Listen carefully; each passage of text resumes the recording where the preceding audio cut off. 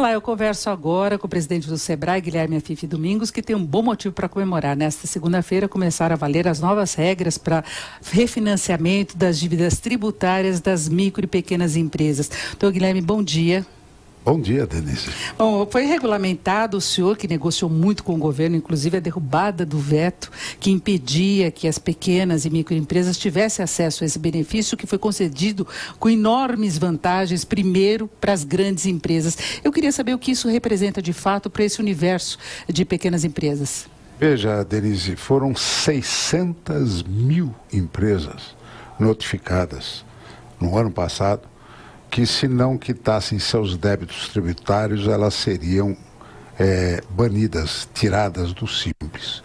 Ora, se no Simples já é complicado, imaginou viver no regime complicado, que é o fora do Simples.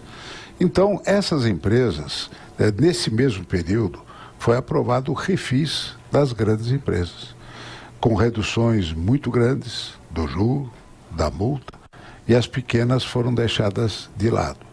O Congresso tentou colocar naquela medida provisória, mas não conseguiu, então fez uma lei complementar e aprovou em idênticas condições o parcelamento do débito para essas pequenas empresas. Aí o presidente, que queria sancionar, foi obrigado pela Fazenda a vetar, porque disse que isso afetaria o equilíbrio fiscal, já que a aprovação se deu depois da aprovação do orçamento. Não havia previsão orçamentária. E aí começou essa loucura toda quando finalmente o Congresso veio para fazer a derrubada do veto, e de fato derrubou, e que ontem foi regulamentado. E essa regulamentação faz com que o nosso pequeno empreendedor tenha um prazo de 90 dias, que seria dia 7 de julho, para poder fazer o refinanciamento da dívida. Então, o que eu aconselho, procure urgente o seu contador. Faça as contas, porque não vai ter outro refis. Esse é o primeiro refis de micro e pequena empresa. Nunca teve o refis para os pequenos, só tivemos refis para as grandes empresas. Essa é a primeira e espero que seja a última, até porque esse negócio de refis toda hora não é bom. Porém, nós passamos por uma crise muito profunda e esse é um regime de exceção. Essas pequenas empresas, elas ficaram devendo imposto não porque queriam, é porque entre pagar o fornecedor, pagar o trabalhador, não ter capital de giro, porque os bancos negavam crédito, ela teve que ficar devendo o tributo. Então agora é uma oportunidade, até porque o juro do sistema normal é agiotagem e a multa é confiscatória. Quem entra nesse regime não sai mais, não consegue pagar. Então é uma forma de você, em quem está se afogando, não enfiar uma mangueira na boca para ele acabar de se afogar, e sim estender a mão para que ele possa sair. É esse o gesto nessa retomada do crescimento. Agora, no caso das micro e pequenas empresas, elas são quase forçadas a aceitar esse refinanciamento, a entrar no refinanciamento para não saírem do Simples, como o senhor colocou. É uma situação diferente, por exemplo, das grandes empresas, que podem até protelar um pouco o refinanciamento, embora seja muito vantajoso, mas eu queria colocar a dificuldade geral financeira. O senhor mesmo citou também o endividamento no sistema financeiro, os juros muito elevados, e a gente sabe que a inadimplência das empresas não é apenas em relação a tributos, não é? Olha, a do tributo é aquele deixa-beijo, que ele não consegue. É aquilo que não lhe quebra no curto prazo, vai lhe quebrar no longo prazo. No curto prazo, o que quebra é não ter mercadoria, não pagar fornecedor e efetivamente não pagar funcionário. Aí você não sobrevive. Pagar imposto eu jogo para frente para ver o que vai acontecer. Então foi isto que aconteceu. Agora, em matéria de endividamento bancário, não existe muito porque os bancos não emprestaram dinheiro para a pequena empresa. 84% do universo das empresas não tem, até hoje, acesso a financiamento e capital de giro. O sistema financeiro fechou as portas.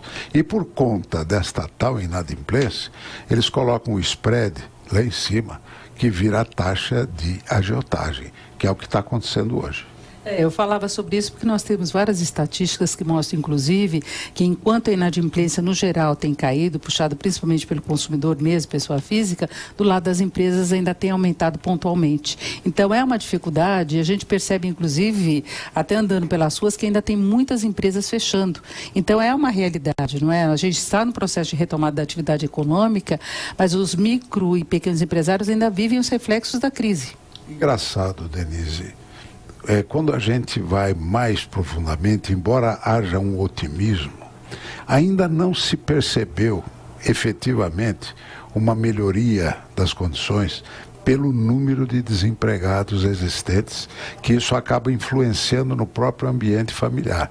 Ele pode estar empregado, mas sempre tem um sobrinho, tem um tio ou alguém da família que não conseguiu o emprego. Então, existe uma sensação de que a melhoria ou a melhora está custando para aparecer.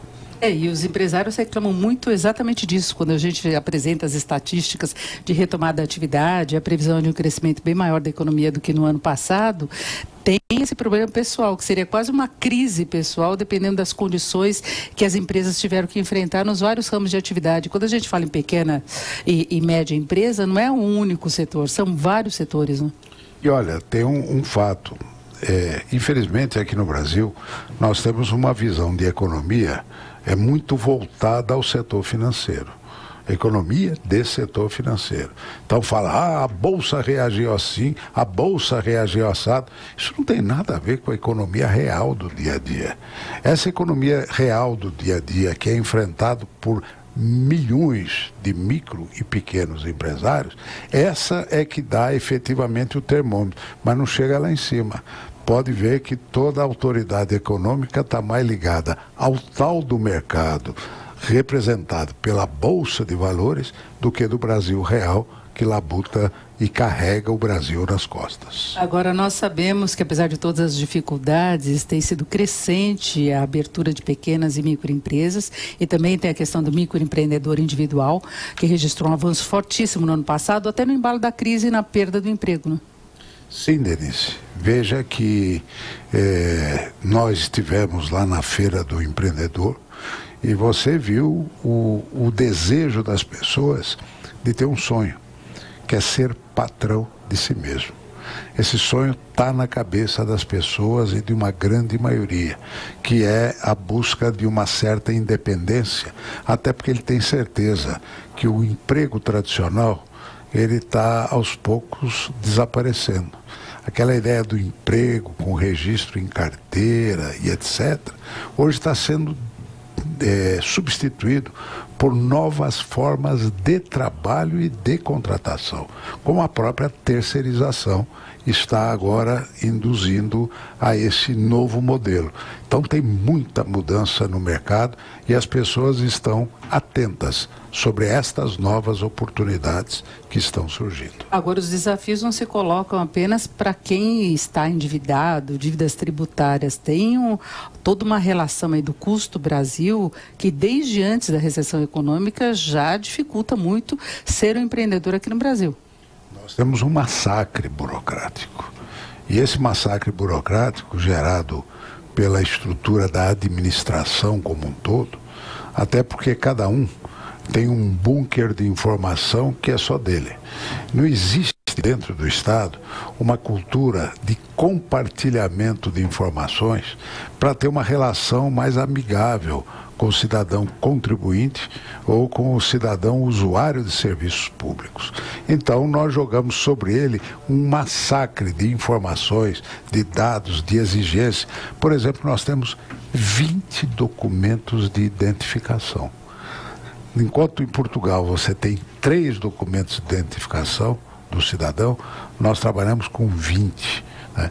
Então, esse aspecto que seria ou será uma obrigatoriedade de ação, que é enxugar a burocracia do Estado, que assim você vai também enxugar o custo do próprio Estado, esse custo de desperdício, esse custo a mais, e não um custo que venha para efetivamente atender o cidadão. E para começar a trabalhar o empreendedor, ele já tem de início de enfrentar todas essas adversidades para regulamentar a empresa, para registrar, para contratação de pessoal, para obter alvará de funcionamento e todas as outras exigências que são feitas, né?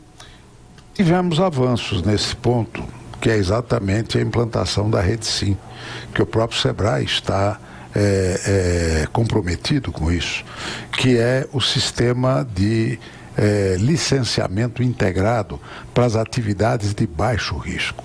90% das atividades econômicas são de baixo risco.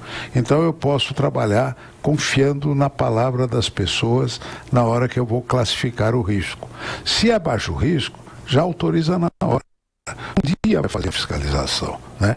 Mas não tem que fazer a fiscalização ou a vistoria prévia que retarda tanto o processo de abertura.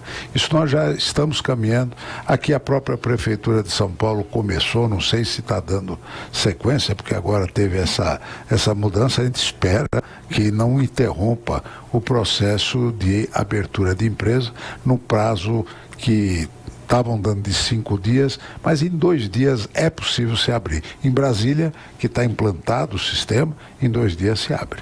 Falar da burocracia tradicional, depois para se obter o alvará, mas nós vamos continuar falando daqui a pouquinho sobre a situação das micro e pequenas empresas, do empreendedor, de quem quer virar um empreendedor, aqui com Guilherme Afife Domingos, que é presidente do SEBRAE.